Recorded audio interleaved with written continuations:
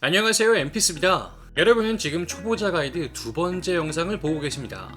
모두 아시겠지만 PoE는 다양한 빌드가 있는 걸로 매우 유명한 게임이고 실제로도 그렇습니다. 그래서 이번 시간에는 PoE의 근본 그 자체인 빌드에 대해 조금 더 자세히 알아볼까 합니다.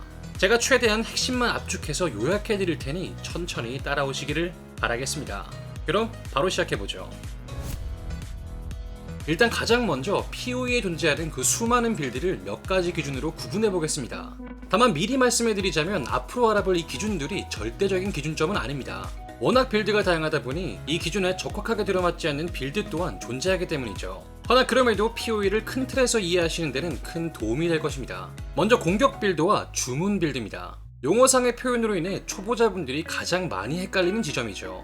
일단 이 공격과 주문이라는 기준은 빌드를 구분하는 데 있어 가장 거시적인 기준입니다. 단적으로 말해 PoE 내에 존재하는 모든 스킬잼은 공격 스킬이거나 주문 스킬입니다. 이는 각 스킬잼 위에 표기되어 있는 태그를 통해 직접 확인할 수 있죠. 그런데 그렇다면 이 두 가지는 무슨 차이일까요? 여러 가지 차이가 있지만 가장 중요한 포인트는 DPS를 계산하는 방식이 다르다는 겁니다. 모든 게임이 다 그렇지만 최종 데미지라는 건 기초 데미지에 뭘 더하고 곱하는 과정을 거치게 됩니다. 그리고 여기서 바로 이 기초 데미지를 산출하는 과정이 다른 거죠.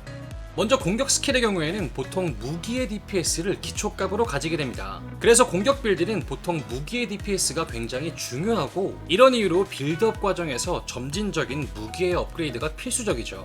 허나 주문 스킬의 경우에는 기초 DPS가 무기가 아닌 잼의 레벨에 비례합니다. 모든 주문잼은 기초 피해량을 잼 자체가 가지고 있고 이는 잼의 레벨이 오를수록 비례해서 오르죠. 그러니 주문 빌드의 경우에는 그냥 잼의 레벨만 올리면 뭔가를 하지 않아도 자동으로 기초 데미지가 따라오르는 겁니다.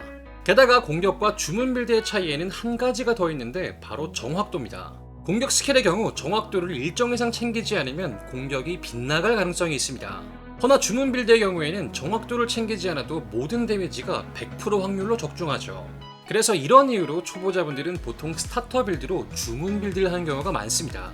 자, 다음 기준은 플레이 타입별 구분입니다. 바로 근거리, 원거리, 소환, 그리고 장치형 빌드입니다.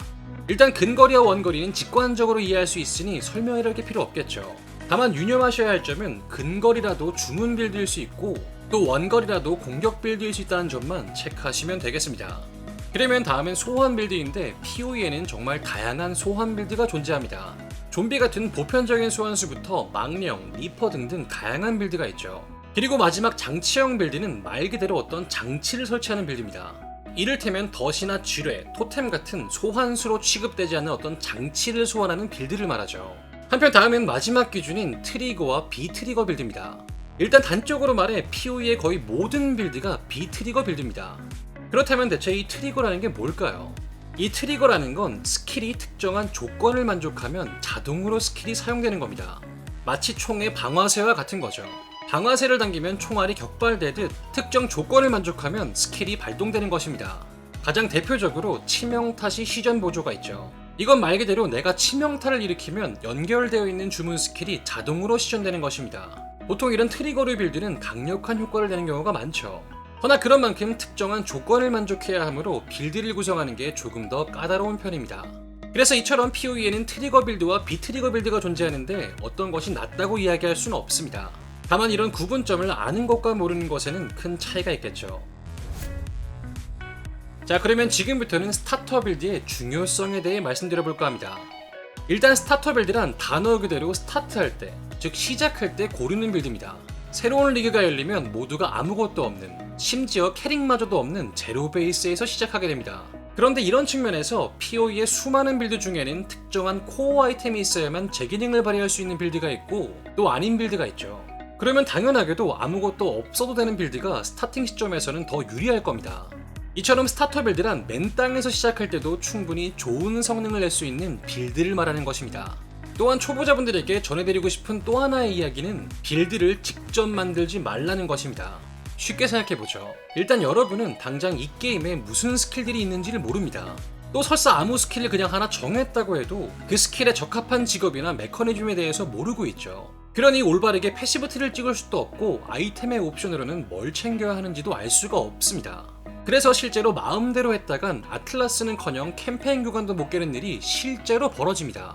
그러니 아직 미숙한 초보자분들은 반드시 커뮤니티나 유튜브 등에 나와 있는 스타터 빌드 중에서 마음에 드는 것을 골라 시작하시기를 강권해 드리겠습니다. 지금부터는 빌드를 구성하는 몇 가지 중요한 요소들에 대해 추가적으로 알아보겠습니다. 먼저 라비린스입니다. 대부분의 게임에서 보통 전직을 하려면 특정한 퀘스트를 깨야 하는데 PoE의 경우엔 바로 라비린스입니다. 이 라비린스란 쉽게 말해 여러 개의 필드로 이뤄진 하나의 큰 던전입니다. 그 안에는 여러 가지 함정과 미로, 그리고 이자로라는 보스 몬스터가 여러분을 기다리고 있죠. 그래서 여러분이 이 미로와 함정을 무사히 돌파해서 총 3번에 걸친 이자로와의 전투에 승리하게 되면 전직을 할 수 있습니다. 이 라비린스에는 크게 2가지 중요한 포인트가 있는데, 먼저 하나는 캐릭당 라비린스를 총 4번 가야 한다는 것입니다. 첫 번째 라비린스에서는 전직과 함께 2개의 어센던시 포인트를 얻을 수 있고, 그 뒤에 3번은 각각 2개의 어센던시 포인트를 추가로 받을 수 있죠. 그래서 결과적으로 총 8개의 어센던시를 할당할 수 있는 것입니다. 당연한 얘기지만 어센던시 효과는 일반 패시브 노드에 비해 강력한 효과를 가지고 있습니다. 그러니 입장 레벨을 참고해서 라비린스를 가져야 빌드가 단계적으로 강해진다는 점 참고하시기를 바라겠습니다. 그런데 라비린스 진행간 명심해야 할 건 플레이어가 죽게 되면 처음부터 다시 시작해야 한다는 겁니다. 그러니 자신이 없다면 요구 레벨에서 3, 4레벨 정도 높은 상태로 진입하시는 게 좋겠습니다. 라비린스의 2번째 포인트는 석판입니다. 화면을 보시면 라비린스의 입구 석상에 작은 원형의 석판들이 있는 걸 확인할 수 있습니다. 그리고 이 석판들이 모두 활성화되어야만 해당 라비린스에 진입할 수 있죠.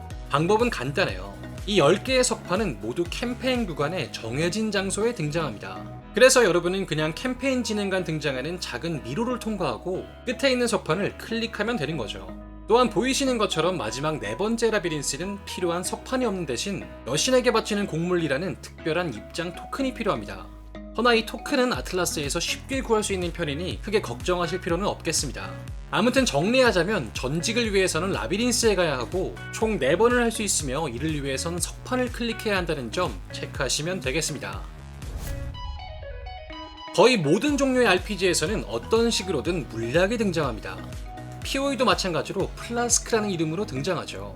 그런데 PoE의 플라스크는 일반적인 통념의 물약과 큰 차이가 있고 빌드 구성에 상당히 중요한 역할을 수행합니다. 크게 3가지 특징이 있는데, 먼저 PoE의 플라스크는 소모품이 아닙니다. 여러분이 플라스크를 사용하면 충전을 소모할 뿐 플라스크 자체가 사라지진 않습니다. 그리고 이 충전은 몬스터를 처치하거나 또는 특정한 조건을 만족하면 차오르게 되죠. 그래서 몬스터를 빠르게 사냥할 수 있다면 플라스크의 업타임을 상당히 오래 유지할 수 있습니다. 다음 2번째 포인트는 PoE에서는 물약, 즉 플라스크조차 크래프팅이 가능합니다. 즉 플라스크에 특정한 옵션을 붙이거나 또는 인챈트를 할 수도 있죠. 옵션에 따라 동일한 플라스크여도 가격 차이가 수백 배를 상회하기도 합니다. 다음 3번째 특징은 플라스크의 파워가 상당히 강력하다는 겁니다. 단순히 DPS를 크게 부스팅해주는 수준을 넘어 특정 플라스크 자체가 빌드의 코어 아이템인 경우도 있죠. 정리하자면 PoE의 플라스크는 단순한 소모성 품목이 아닌 매우 중요한 아이템 중 하나라고 생각하시면 되겠습니다. PoE에는 대부분의 여타 게임과 마찬가지로 여러가지 버프가 존재합니다. 이를테면 특정 조건을 만족할 때 4초 동안 데미지 혹은 공속이 증가하는 등의 다양한 버프들이 있죠. 그런데 PoE에는 이런 버프 중에서 상당히 독특한 형태의 버프가 있습니다. 매우 강력하면서 심지어 제한 시간 없이 영구적으로 적용되는 버프죠. 그런데 분명 개발사가 게임을 디자인하는 방식을 볼 때 무언가 분명 페널티를 넣어놨을 겁니다. 그리고 바로 그 페널티가 점유라는 방식입니다. 대표적으로 오라가 바로 그것이죠. 이 오라잼들은 마나를 소모해서 잠시 동안 버프 효과를 얻는 방식이 아니라 단어 그대로 전체 마나 중 일부를 점유해버립니다. 특정 오라는 퍼센트로 점유하기도 하고 어떤 오라는 고정된 값을 점유하기도 하죠. 그래서 만약 여러분이 모든 마나를 다 점유해버린다면 스킬을 사용할 마나가 남지 않게 될 겁니다. 그러니 각 빌드는 이 한정된 마나를 적절히 점유해야 하는 거죠. PoE에는 총 3가지의 능력치가 있습니다. 힘, 민첩, 지능이죠. 그런데 이것들은 일단 그 자체로 특정한 효과가 있습니다. 체력이 늘거나 정확도가 증가하는 등의 고유한 효과가 있죠. 허나 중요한 것은 그렇다고 해서 능력치를 무분별하게 쌓을 필요는 없다는 것입니다. 기본적으로 이 능력치는 그냥 아이템과 스킬잼에서 요구하는 정도만 만족시키면 돼요. 다만 드물게 특정한 능력치를 매우 크게 쌓는 빌드도 있지만 이건 아주 특수한 케이스라는 점 참고하시면 되겠습니다. 또한 여러분이 게임을 하다 보면 특정한 능력치가 부족한 경우가 발생할 수 있습니다. 그럴 때는 패시브 트리에 있는 능력치 30을 늘려주는 왕노드를 잠깐 할당했다가 나중에 빼주시면 돼요. 또 아니라면 제작대를 통해 아이템에 능력치를 붙이는 방식으로도 대처할 수 있다는 점 참고하시면 되겠습니다. 자, 지금까지 초보자 가이드 2편이었습니다. 다음 에피소드에서는 PoE의 궁극적인 컨텐츠 아틀라스에 대해 알아보겠습니다. 지금까지 NPC였습니다. 또 봐요.